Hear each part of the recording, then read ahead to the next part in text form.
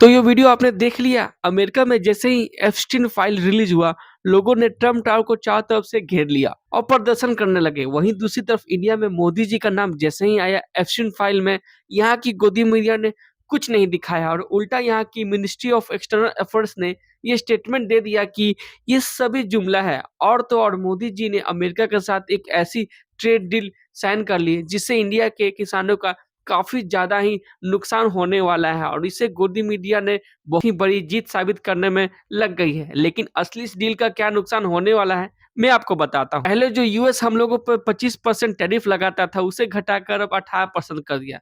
चलो ये तो बात समझ में आती है कि 7% कम हुआ, लेकिन बदले में जो इंडिया उस पर टैरिफ लगाता था उसे 15% से हटाकर 0% कर दिया। इससे क्या होगा, हमें यूएस का सामान सस्ता मिलेगा लेकिन हमारा सामान यूएस में महंगा होने लगेगा, जिस कारण यूएस के लोग हमारा सामान नहीं खरीदेंगे और हमारा एक्सपोर्ट रेट बहुत गिर जाएगा।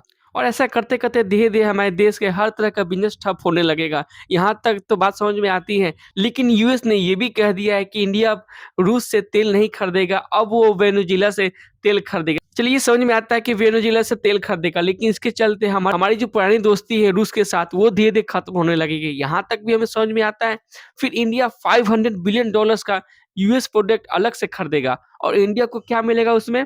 शायद एप्स्टीन फाइल में जो फर्दर चीज़ें जो है वो लीक ना हो, क्योंकि छोटा-सा लीक आया और उसके बाद अगले ही दिन ट्रेड डील साइन हो गई। अब मुझे ये कोई बताएगा कि किस हिसाब से ये इंडिया के फ़ेवर में ट्रेड डील है?